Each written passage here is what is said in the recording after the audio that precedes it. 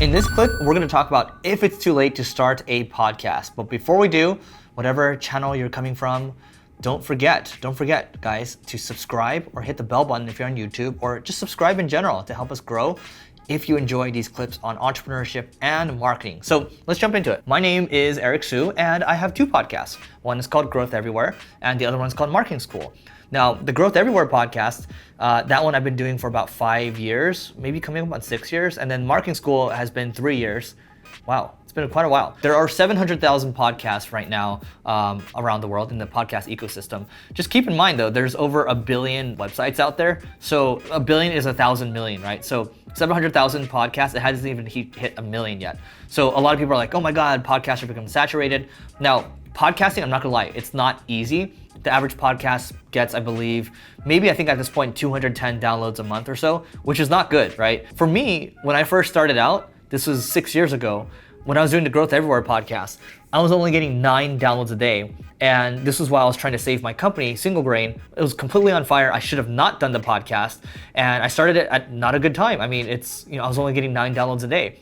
And I'd spend a lot of time on it, a lot of time and effort. It's like, oh my God, I would be writing the content, I'd be finding the guests, I'd be researching the guests, I'd be, I had to this was a video podcast too at the time, so I had to get my hair ready. And this is while I was trying to figure out, how do I save the business that I was just tasked with saving? If I had anybody else, let's say if I had a spouse or if I had like a business partner looking at it, like, haha, look at that, you should probably give it up. After the first year, only $9 a day, I was spending 6 hours a week on it, a lot of time.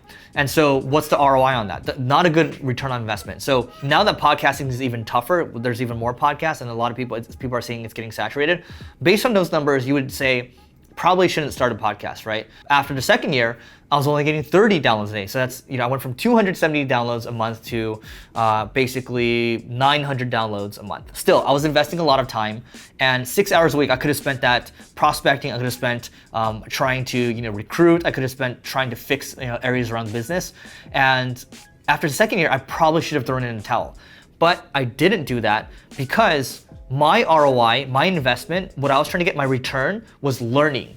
So if you're doing podcasts to be famous, maybe not a good idea to do that because it's a huge time investment, but I felt like I was learning, I felt like I was getting better. The fact that I learned how to interview people better, I learned how to articulate my thoughts better, I learned how to kind of find my voice, that was worth it to me because I was playing the long game. So I think if you're gonna invest in podcasting, if you wanna play the long game, it's not too late to start podcasting. You know why? If you look at where the podcasting industry is, the ecosystem, a couple years ago, I think it was about $300 million or so. That was the total US podcast ecosystem. Then it jumped up to about, I believe, $481 million. Now, next year, in 2020, I believe it's projected to go to about $681 million. Some numbers are around those range. Now, you have Spotify, who spent a couple $100 million. They bought Gimlet Media, they bought Anchor, a couple of acquisitions in the podcasting space because they know podcasting is getting bigger and bigger and they can make more revenues off of that. Pandora's putting more effort into podcasting as well. You got all these other companies. Google Play is focusing its search results now. If you use Google, I believe it's Google Podcasts, in the search result pages, you can actually see the episodes. Those are actually coming out. So, is it too late? Well, the fact that these big tech companies are putting money, these are publicly traded companies, putting more resources into podcasting, and the market's getting bigger and bigger, more and more Americans are listening to podcasting. That's just America, okay? If we look at the entire world, the podcasting market in China is over 3 billion a year versus 300 million. So look at the discrepancy right there. China has it down already in terms of like consumer apps. The US will eventually catch up. I'm hoping the US will catch up and the market will get bigger and bigger. So it's not too late to get started in podcasting because A, the market is growing. B, 700,000 podcasts. You just got to make sure that you can stand out. So what can you do exactly? One option you have is going out there and interviewing people. You can interview people, you have different perspectives. Sure, you can do that, right? Problem is everybody has an interview show. How are you going to stand out? If you think you've got really good perspective, if you really think you can beat out people in your industry around interviewing, or maybe nobody's doing any podcasts around your industry, let's say you're doing something on, I don't know, carrot juice or something, okay? Maybe you've got a niche for yourself. You should do that. Go ahead and focus on that because you're probably gonna be the best. But if you're gonna do another interview business show, there's already a lot out there. I mean, I have one, okay? Everybody has an interview business show out there. With the Marketing School podcast, what we did was we only make them 5 to 10 minutes every single day. So we batch record 20 episodes at a time. and usually we'll be ahead by a month, but you have a new episode coming out every single day, and we have a lot of frequency. We cover things that's short to the point, and it's my co-host and I, Neil Patel, we just kind of go back and forth on it. Versus my Growth Everywhere podcast, there's a new one every week, it's about 30 to 40 minutes or so, and it's an interview podcast, and we take repurposed content from YouTube and then we'll put it on there too. So basically we're having a couple new releases every single month. And that's how, a couple new releases every single month and every single week actually as well. And that's how we're able to kind of, maintain a good balance. So it's an interview podcast, and then it's just me for a little bit. And then Marketing School is it's myself and Neil every single day. I started Growth Everywhere 6 years ago. That's even before, Tim Ferriss started his. And so you might say, oh, you started before everyone. That's unfair, right? Sure, like we started at a good time, but what do they say? They say, well, the next best time to start something is right now. So you have an opportunity to start right now. Don't wait until later. If you think you got something to say, if you think you got good perspective, like one of my friends started a podcast and they were just saying, oh, we only get 2,000 downloads a month. And I said, that's amazing because you just started out. It's gonna take time to compound. It's like when you start a new website, it takes time to compound. When I look at this YouTube channel, it takes a long time to compound. If you stick with it, just like if you stick with the business, eventually it's gonna compound, it's gonna grow into something big, and you're gonna be able to do really amazing things with it. So just to reiterate again, podcasting, there's only 700,000 podcasts out there, so it's still really, really early in comparison to everything else. The market is getting bigger and bigger. It's huge in China already, getting bigger and bigger in the United States. A lot of Americans, if you're in the US, have listened to a podcast. Even people around the world too. When I look at my analytics, a lot of people around the world. I got people in Japan, people in Europe, everywhere, people in Mexico listening, people in Brazil listening. It is amazing. It's an amazing way to work with people at scale because you create one episode, you create more and more. It's not gonna take you much more effort. You've got a system going and you're able to do really good things for the world and do really good things for yourself. All right, so I wanna go a little deeper on this topic, so check this out.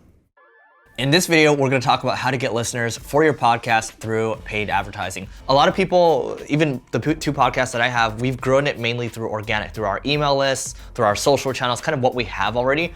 But there's other ways to grow it too. So we have ran paid ads in the past. So you can use Facebook, for example, and a really good example of this is marketing in your car. So this is by Russell Brunson, who runs a company called ClickFunnels. Here's the amazing thing about ClickFunnels. I believe they do north of $40 million a year in revenue. They have raised no venture capital at all.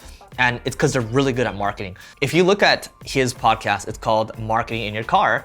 He has a podcast stick. And what he does is he drove Facebook traffic to that page. And once you got to that page, if you wanted the stick, you paid nothing for the MP3 stick, but you pay $9 for shipping, and then you get the product. This is amazing to me because basically he was controlling the growth that way. What happened was this: for every single podcast or podcast stick that he sold, which he basically gave away for free, he was able to get 5 subscribers, right? 5 subscribers, and then people are gonna rate review. And so he was able to kind of manipulate the growth that way. He was spending about $15 per acquisition for the stick. He was actually profitable on that acquisition. So I think he was making about $32 or so. And that's the beauty of it. It's a no-brainer, right? So he's making money, he's getting more subscribers, and this isn't even factoring into his back end where he's selling $25,000 masterminds, he's selling other courses. If you can build some kind of funnel like that, which I highly recommend that you look into, you're able to kind of control and manipulate your growth. There's a podcast app called Overcast. That's what I use right now. It's faster than a regular podcast app, and you can actually run ads on there. You can do paid ads on Overcast. You can also do paid ads on Spotify as well, and try to look at other channels too. People are listening to Marketing School and Growth Everywhere right now through Alexa, and I suspect that we might be able to run ads in the future through Amazon's kind of paid advertising system on Alexa, for example. In this video, we're gonna give you a 2-minute guide to getting your podcast on the New and Noteworthy. All right, so let's dive in. What you have to do to get on the New and Noteworthy is you have to get as many ratings, reviews, and subscribes as possible. You gotta do that in a quick manner, right? So think about it as a PR bump. You get this really big like influx first, and it kind of goes down. There is a community called Podcasters Paradise by John Lee Dumas. It's actually a podcasting course where people can help you rate review every Friday or so, and they're all helping each other out. That's a really easy way to do it. And there's other podcasting communities out there where you can help rate each other. But also if you're talking about online marketing, for example, or if you're talking about interior design, for example, you can definitely just join a community and do that. Second is blast your email list, your social channels, etc. People tend to forget about the assets that they have. Your email list, social media channels, these are people that know you already, so it's in your best interest to try to get that influx going, right? You can even retarget these people by using paid advertising, or Overcast is a podcasting app that I use. You can run ads on there as well. You can also go to Marketing in Your car.com. That's from Russell Brunson. And he has a MP3 funnel that he used, and it was very strategic about how he basically, for every one person he got to buy his little MP3 podcast stick, 5 people subscribe. So you can see how it scaled really quickly that way. The other solution is to get on other podcasts as well. So get on other podcasts in your niche, in your industry, whatever. Try to get that big bump. When people are doing book launches, they get on a bunch of different podcasts. So think about how you can get on other different podcasts. And the final thing I'll say is use Libsyn. That's Libsyn. That's the podcast host that I use. That allows me to blast my episodes or promote my episodes to multiple channels at once, to LinkedIn, to YouTube, to SoundCloud, all at the same time. And that makes my life a lot easier. Let me know if you are planning to start a podcast or what ideas you have in terms of starting a podcast in the comments below, whatever platform you are coming in from. Don't forget to check out the next clip over there if you're watching on YouTube. And don't forget to subscribe and hit the bell button. And don't forget to rate and review and subscribe if you're coming from a different channel. And we'll see you tomorrow.